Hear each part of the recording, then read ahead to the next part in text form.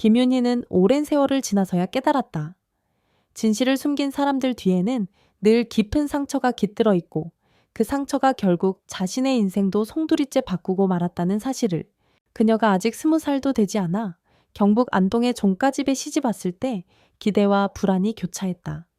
시집이 얼마나 엄격한지는 익히 들었지만 그래도 남편과 함께라면 견딜 수 있으리라 믿었다. 종가집은 안채와 사랑채 그리고 오래된 마당이 품은 고목들로 둘러싸여 있었다.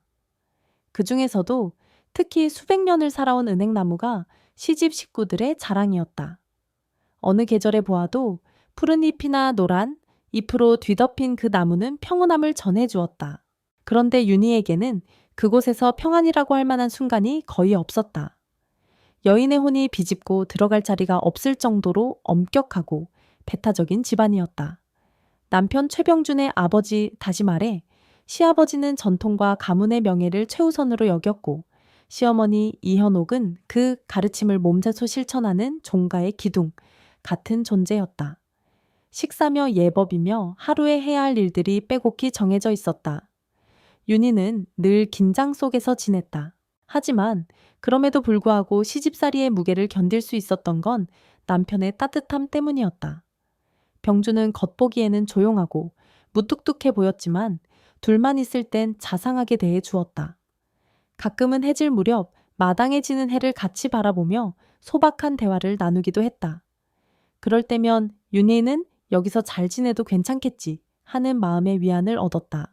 시간이 흘러 윤희가 임신을 하게 되자 종까집 안은 묘한 기대와 긴장감으로 뒤섞였다. 그들은 오직 아들이길 바랐고 장손으로 가문을 이어갈 귀한 자식이 태어나기만을 손꼽아 기다렸다.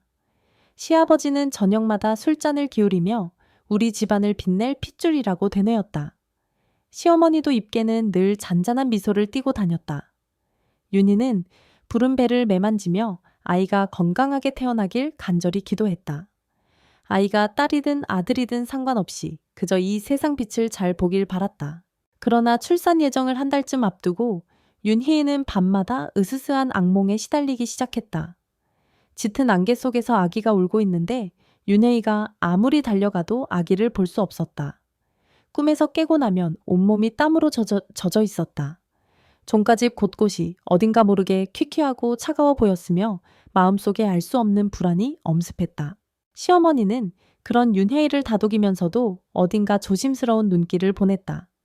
내가 좋은 약초를 구해 달인 물을 줄 테니 마셔보렴. 시어머니가 내민 사기 그릇 속에는 짙은 갈색 즙이 들어 있었다. 윤희는 몸을 추스르려는 마음으로 그것을 꾸역꾸역 넘겼다. 목구멍을 타고 내려가는 쓴맛이 마음에 더 큰 불안감을 남겼지만 뱃속 아이만은 무사했으면 하는 간절함이 있었다. 어느 날 밤 갑작스럽게 진통이 찾아왔다. 시어머니는 바로 병원으로 가는 차를 준비했다. 윤희는 차 안에서 식은땀을 흘리며 배를 부여잡았다. 도착하자마자 의사는 태아의 심장 박동이 불안정하다고 급히 전신 마취를 해야 한다고 했다. 윤희는 몹시 두려웠지만 아이를 살리기 위해서는 어쩔 수 없었다. 마취 주사가 주입되면서 의식이 희미해지고 마지막으로 본 것은 의사와 간호사의 다급한 움직임 그리고 시어머니의 굳은 표정이었다. 얼마나 시간이 흘렀는지 윤희가 눈을 떴을 때 병실천장이 먼저 들어왔다. 숨을 고르며 가장 먼저 배를 만져봤다. 똑같이 부르고 있어야 할 배가 납작해져 있었다. 아기? 제 아기는요? 그녀는 간호사를 붙잡았다. 간호사의 눈빛이 흔들렸다. 죄송합니다. 아기는 사산으로. 순간 윤희는 무너지는 느낌이었다. 딸이었고 이미 시신을 처리했다고 들었습니다. 가족분이 모든 절차를 마쳤습니다. 간호사는 안타까운 목소리로 말했다. 윤희는 멍한 채로 눈물을 흘렸다. 아이를 보지도 못했는데 얼굴조차 확인하지 못했는데 모든 게 끝나버렸다. 퇴원해 집에 돌아온 윤희는 방 한 구석이 텅 빈 느낌에 숨이 막혔다. 아기를 위해 미리 준비했던 옷가지를 찾으려 외쳤는데 시어머니가 몽땅 치워버렸다는 사실을 알게 되었다. 윤희는 애써 시어머니에게 물었다. 어머님, 제가 손수 수놓은 손수건 못 보셨어요? 파란색 천에 아이 이름을. 그런데 시어머니는 냉랭한 목소리로 대답했다. 그런 건 다 필요 없어. 쓸모없어진 것들이니까. 윤희는 할 말을 잃었다. 그 손수건은 아기를 위해 밤새 만들어둔 윤희에게는 소중한 연결고리였다. 하지만 집안 분위기는 이미 윤희를 한낱 불길한 존재로 여기는 듯했다.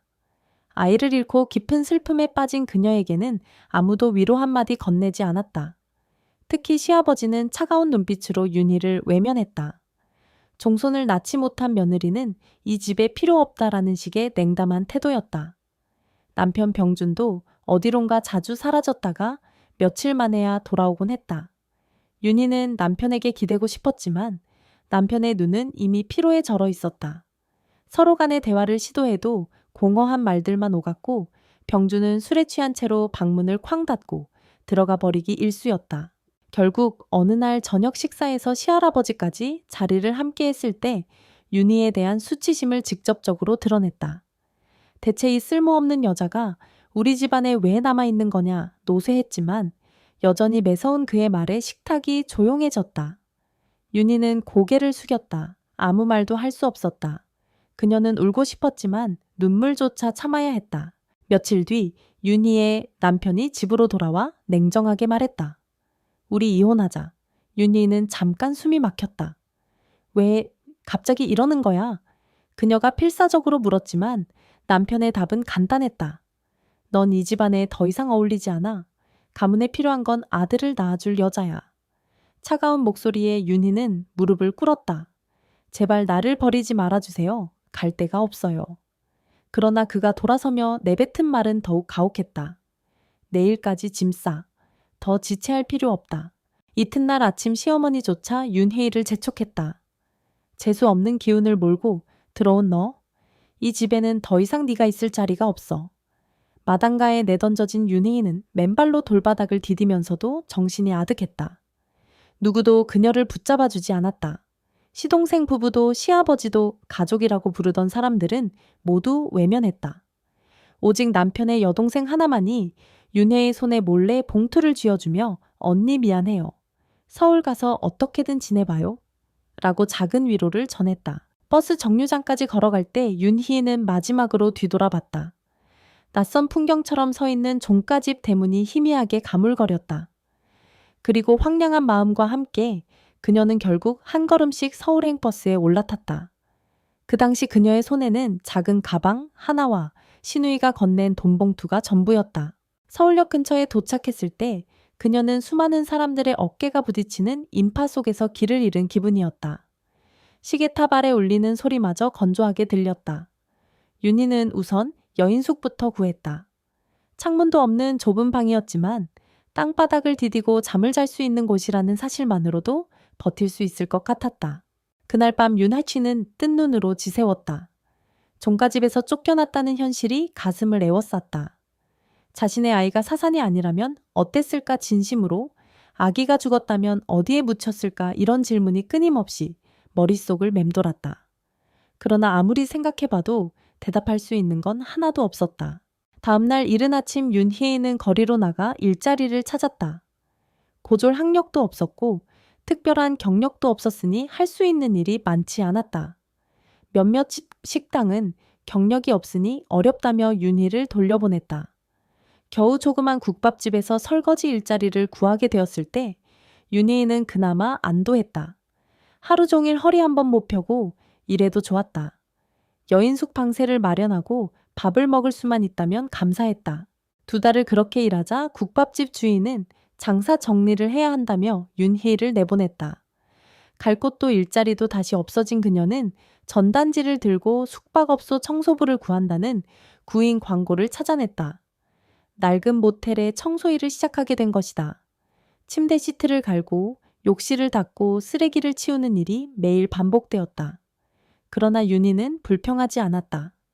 그래도 번 돈으로 밥은 먹을 수 있으니 다행이다 라는 생각을 하며 고개를 숙이고 일했다.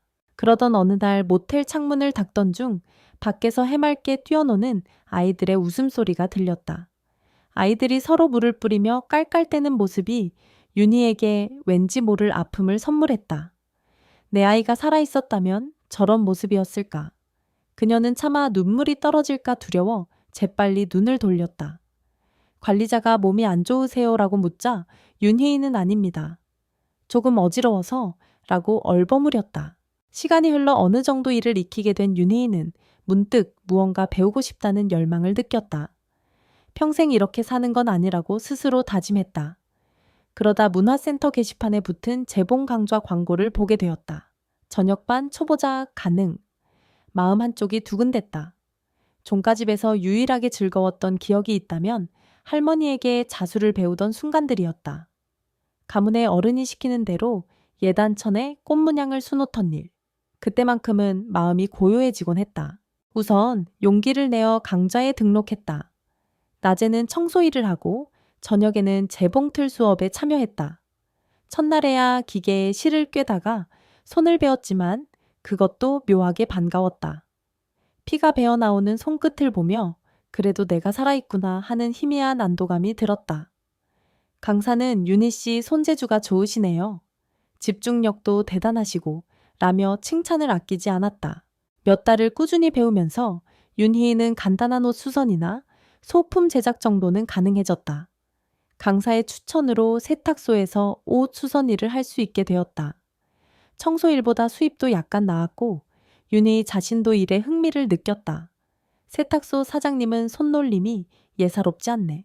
손님들이 다 좋아하겠어라며 격려해 주었다. 윤희는 오랜만에 누군가에게 인정을 받는다는 기분에 마음이 따스해짐을 느꼈다. 그 후 몇 년 동안 윤희는 수선 기술은 물론이고 의상 제작 고급 자수 기법까지 부지런히 익혔다. 밤에는 작은 노트에 배운 기술을 정리하고 낮에는 세탁소에서 실습을 이어갔다. 손끝에서 색색의 실이 만들어내는 문양은 윤희 자신에게도 큰 위로였다. 한 땀 한 땀에 집중하다 보면 복잡한 생각이 잦아들었다. 마침내 어느 정도 돈을 모아 윤혜인은 조그만 공방을 열기로 마음먹었다. 종로 작은 골목에 간판 하나 달 수 있을 만한 자그마한 가게를 얻을 수 있었다. 가게 이름은 수놓은 봄날로 지었다. 한때 겨울보다 더 춥고 길게 느껴졌던 지난날을 생각하며 다시는 얼어붙지 않겠다는 결심이 담긴 이름이었다. 개업 첫날 가게 문을 열면서 윤희는 깊은 호흡을 내쉬었다. 이곳이 나의 새로운 시작이 되기를. 공방은 처음에 손님이 많지 않았지만 찾아오는 몇몇 사람들에게 윤희의 정성이 통한 듯했다. 특별 주문으로 가족 사진을 수놓아 달라는 의뢰도 받았고 혼수용 침구에 섬세한 장식을 넣어 달라는 부탁도 들어왔다. 주문이 하나씩 성사될 때마다 윤희는 이제 내가 사람답게 살 수 있구나 하는 벅찬 감정을 느꼈다.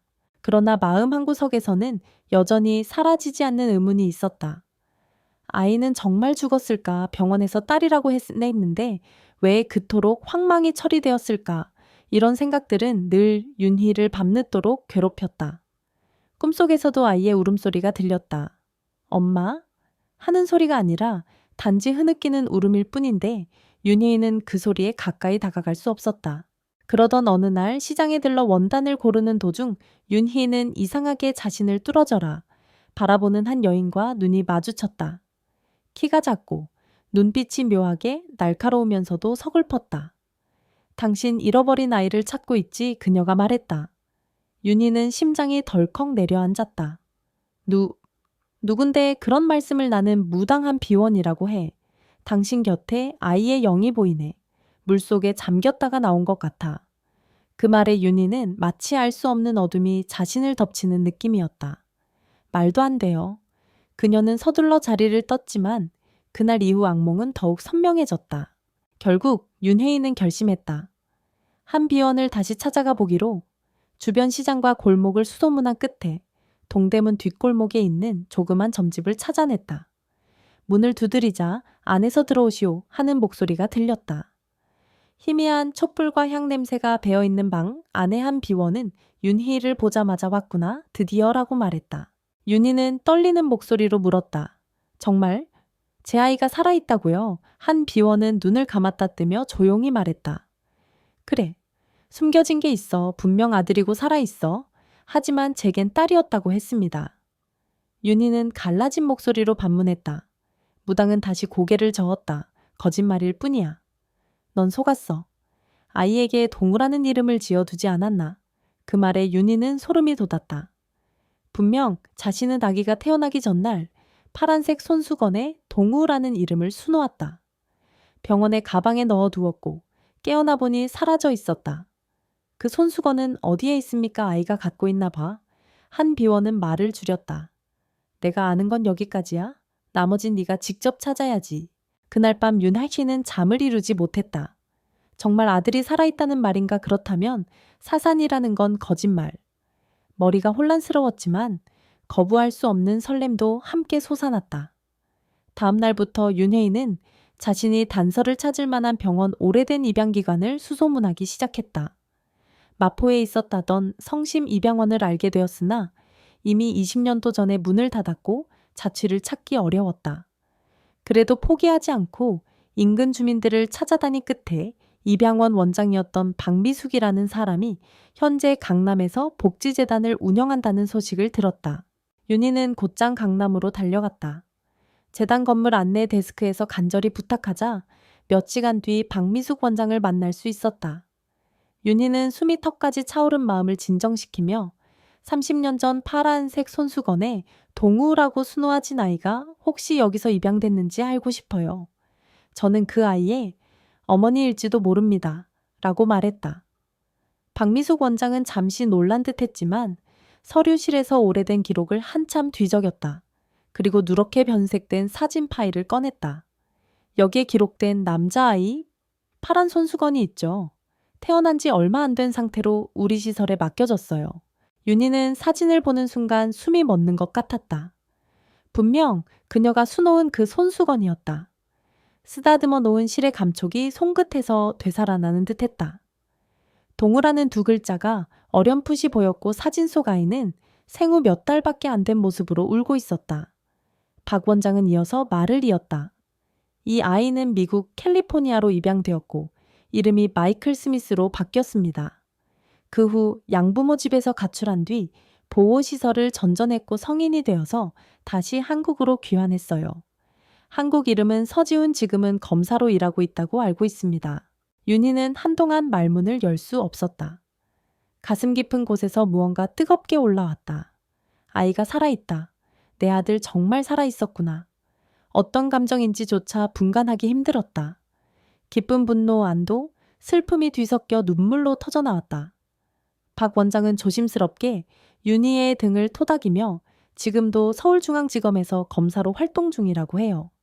구체적 신상은 제가 법적으로는 알려드릴 수 없지만 당신이 직접 만나보시는 게 좋을 것 같습니다. 라고 덧붙였다. 다음날 아침 일찍 윤희는 서울중앙지검 건물 앞에 섰다. 거대한 콘크리트 건물 앞에서 그녀는 기가 죽었다. 저 안에 정말 내 아들이 있을까? 안내 데스크에 물어봤지만 검사님들은 예약 없이 면담이 어렵습니다라는 대답뿐이었다. 결국 윤희는 이름만 남기고 돌아섰다. 서지훈 검사님께 전해주시면 감사하겠습니다. 꼭 만나야 할 일이 있다고 하고서. 하지만 며칠이 지나도록 아무 답변이 없었다. 윤희는 직접 편지를 써보기로 했다. 파란 편지지에 또박또박 한 글자씩 써내려갔다. 자신이 누구인지 30년 전 무슨 일이 있었는지 파란 손수건에 새긴 동우라는 이름을 기억하는지 물었다. 그리고 그 편지를 우체통에 넣는 순간 윤희의 가슴은 갈라지는 듯 아팠다. 혹시라도 아들에게 폐가 되면 어쩌지 오히려 상처를 줄 수도 있지 않을까? 일주일이 지나도 답이 없어 윤희가 실망으로 가게에 문을 열고 있던 어느 날 오후 낯선 청년이 공방문을 밀고 들어왔다. 깔끔한 정장에 어딘가 단단해 보이는 표정. 김윤희 씨 맞으십니까? 청년의 목소리는 낮고 차분했다. 제가 보낸 편지 받으셨나요? 윤희가 떨리는 목소리로 묻자 그는 왼손에 들고 있던 작은 봉투를 내밀었다. 이거 말씀이신가요? 윤희는 자리에 얼어붙었다. 그 청년의 출입증에 쓰인 이름 서지훈. 너무나도 익숙하게 들리는 그러나 동시에 낯선 이름이었다. 서지훈은 윤희를 똑바로 바라보았다. 왜 이런 편지를 보내셨는지 알고 싶습니다. 동구라는 이름이 저와 무슨 관련이 있는지 윤희는 천천히 글을 안 쳤다. 그리고 처음 종가집에 들어갔던 날부터 아이가 사산 처리되었던 사연, 서울로 쫓겨와서 살았던 지난날 무당을 통해 아이가 살아있음을 알게 된 경위까지 모든 이야기를 털어놓았다. 서지우는 그 이야기를 조용히 듣더니 이번에는 자신이 가지고 온 작은 비닐 포장을 꺼냈다. 그 안에는 낡고 빛바랜 파란 손수건이 들어있었다. 수노와 진실은 다소 해져 있었지만 분명 동우라는 글씨가 남아있었다. 이건 제가 늘 가지고 다니던 물건입니다. 제 과거를 증명해주는 유일한 것이기도 하죠. 미국 양부모에게서 도망쳐 나올 때도 보호시설에 들어갔을 때도 절대 버리지 않았습니다. 윤희는 손수건을 살며시 만졌다. 그리고 작은 울음이 터져 나왔다. 네가 내 아들이었구나. 정말 살아있어줘서 고마워. 두 사람은 그렇게 조용히 서로를 마주했다. 윤희가 서지훈을 안으려 하자 처음에는 지훈이 몸을 살짝 굳혔지만 이내 그녀의 등을 토닥이며 조금씩 마음을 열었다. 엄마가 너를 지키지 못해서 미안하다. 윤희는 끝없이 울었다. 서지훈도 눈가가 붉어졌다. 아니요. 저도 당신이 왜 이런 결정을 했는지 이해하고 싶었습니다. 한 번도 생모를 원망한 적은 없었어요. 그저 왜 제가 기록상 사산이라고 되어 있는지 궁금했을 뿐입니다. 잠시 정리를 마친 후 서지훈은 검사로서의 날카로운 시선으로 물었다. 이 사실을 모두 조작한 사람이 누굴까요? 병원 기록까지 속였으니 불법이 분명합니다. 윤희는 대답하기 힘들었지만 오래전 기억을 더듬어 시어머니가 보였던 냉담함을 이야기했다. 그분이 의사에게 돈을 쥐었을 가능성이 큽니다. 내가 정신을 잃은 사이에 벌어진 일이니까. 지우는 입술을 꽉 물었다. 어떻게 그런 일을 할 수 있었을까? 이유는 뭘까요? 윤희 역시 그 이유를 정확히 알지 못했다. 다만 종손을 낳지 못하면 집안에 불행이 온다는 미신이나 혹은 이미 점쟁이를 찾았다는 흉흉한 소문이 떠돌았음을 희미하게 떠올렸다. 그날 이후 지우는 종종 윤희의 공방을 찾아왔다. 처음에는 서먹했지만 조금씩 서로의 일상을 공유하며 모자, 무지는 30년의 공백을 메워나가려 했다. 주말이면 함께 식사를 하고 윤혜인은 오래 잊어버렸던 엄마의 역할을 되찾아 가는 기쁨을 맛보았다.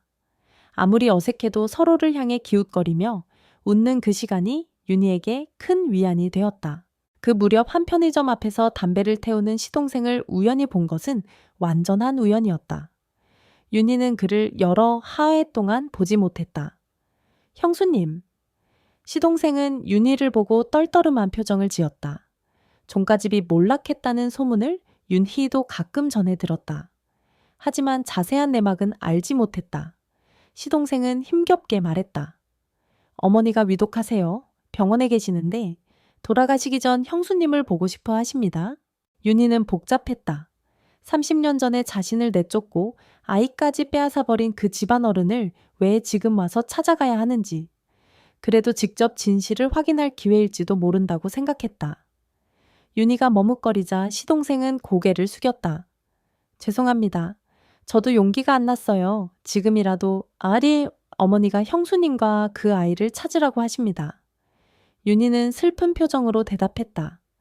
누구도 나에게 미안하다는 말을 하지 않았어요. 그런데 알았어요. 가볼게요. 결국 윤혜인은 지훈과 함께 안동의 병원을 찾았다.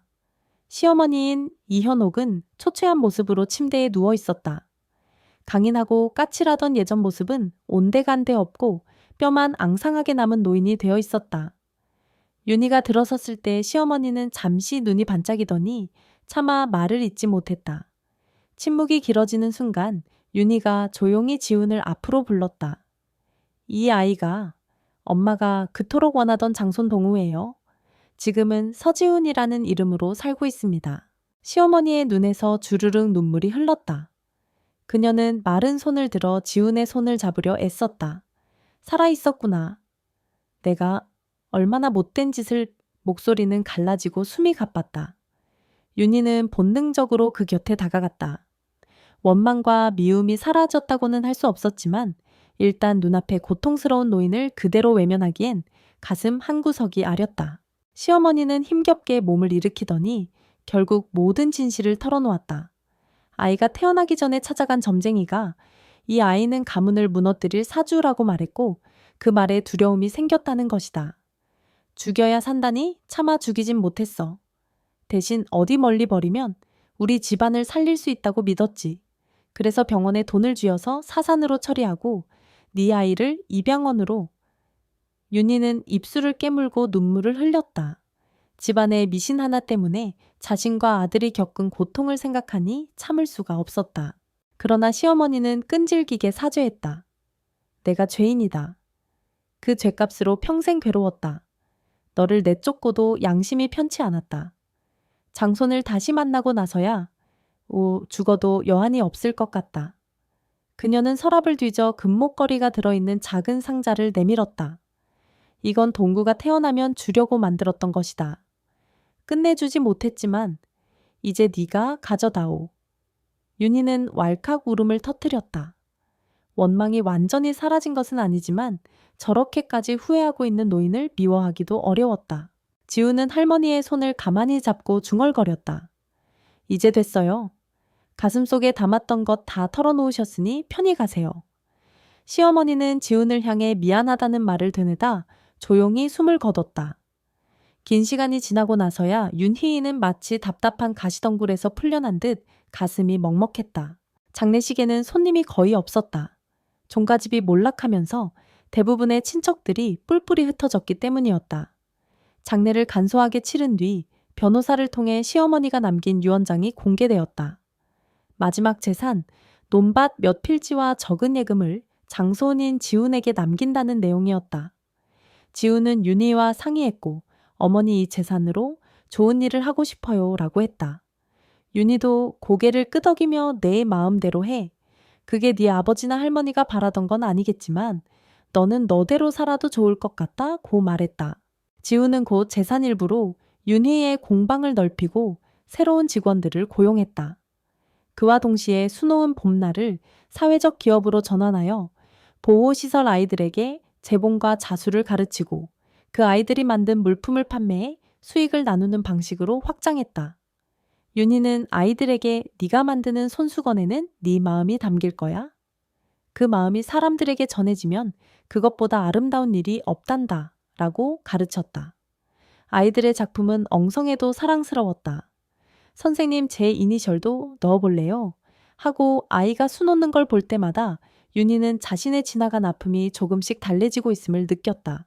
지우는 여전히 검사로 일했다. 바쁜 일정에도 주말이면 공방을 찾아와 아이들의 서투른 작품을 보고 감탄하고 때때로 법률적인 자문도 해주었다. 두 사람은 이제 모자가 되어 서로의 인생에 단단한 버팀목으로 자리 잡았다. 윤희에게는 늦게 찾아온 행복이 너무나 소중했고 지훈에게도 가슴 속 결핍이 서서히 메워지는 듯했다. 어머니 요즘은 잘 주무시나요? 지훈이 물으면 윤희는 환하게 웃었다. 그래, 악몽이 사라졌어. 네가 내 옆에 있어서 그런가 봐. 공방에서는 밤낮으로 자수가 놓여졌다. 매끄러운 비단 위에 눈부신 꽃들이 피어나고 한쪽에는 짧은 글귀가 수놓였다. 사라져서 고마워. 너는 소중한 존재야. 윤희는 이 작은 문장들을 통해 세상의 수많은 상처받은 사람들에게 위로를 건네고 싶었다. 하루는 윤희가 작은 원단의 문구를 수놓고 있을 때 한 아이가 호기심에 이건 무슨 뜻이에요? 라고 물었다. 윤희는 빙긋 웃으며 아이에게 대답했다. 네가 살아있다는 것만으로도 세상에는 빛이 난다는 뜻이란다.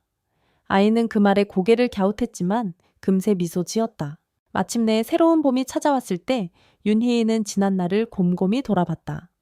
종가집에서 버림받던 순간 여인숙방에서 눈물로 지새웠던 밤들 손끝을 베어가며 배운 재봉솜씨 무당을 통해 알게 된 사실, 그리고 파란 손수건을 붙잡고 재회한 아들의 얼굴, 모든 기억이 주마등처럼 스쳐 지나갔다.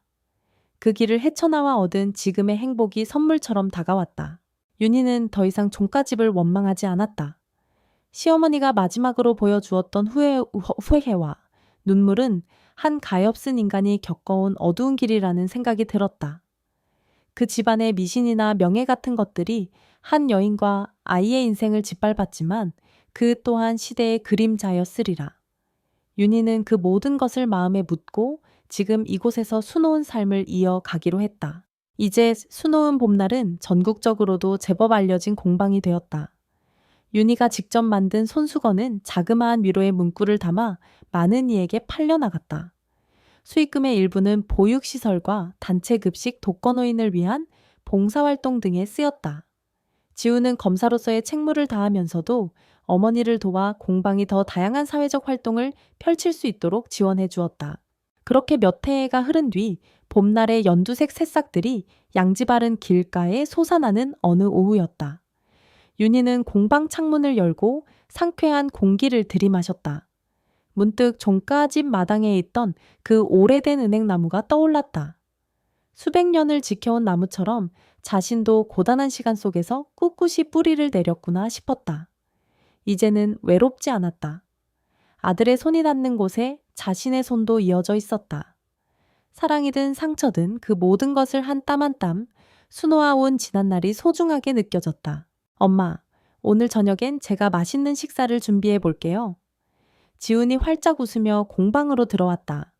서류 가방을 내려놓고 그가 어린 시절 누리지 못했던 가족의 따뜻함을 지금이라도 채워보고 싶다는 듯 윤희 곁으로 다가섰다. 윤희는 웃으며 대답했다. 그래, 기다릴게.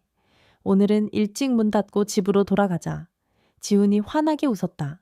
집. 그 말 한마디가 윤희의 가슴에 포근히 스며들었다. 종가집이 아니라 윤희와 지훈이 함께 사는 작은 집. 부엌에선 두 사람이 나란히 설 수 있을 만큼 넉넉하지는 않지만 서로를 보듬으며 따뜻한 밥을 함께 먹을 수 있는 곳. 그곳이 윤희에게 진짜 우리 집이라는 의미를 주었다. 그날 밤 윤하이는 오랜만에 소파에 앉아 책을 펼쳤다. 시어머니가 남겨준 금목걸이는 거실 탁자 위에 놓여 있었다. 저 빛바랜 금빛을 볼 때면 떠나간 사람도 여전히 살아 숨쉬는 사람도 결국에는 모두 연결되어 있다는 느낌이 들었다. 윤희는 책을 덮고 조용히 창밖을 바라봤다. 밤하늘에 달빛이 부드럽게 스며들었고 창문 너머에는 내일을 향해 피어오를 봄의 기운이 감돌았다. 아이를 잃어버린 상실감으로 시작된 윤희의 인생은 지금에 와서 비로소 하나의 완성된 그림을 이루었다. 중간중간 색이 번지거나 실밥이 풀린 부분도 있었지만 그 결함조차 하나의 무늬가 되어주었다. 그렇게 윤희는 희망과 용서를 수놓으며 내일을 향해 한 걸음 더 나아갔다. 그리고 이 세상 어디선가 또 다른 윤희들의 아픔에 작은 빛이 되어 주기를 수놓은 봄날의 문턱에서 간절히 바라고 있었다.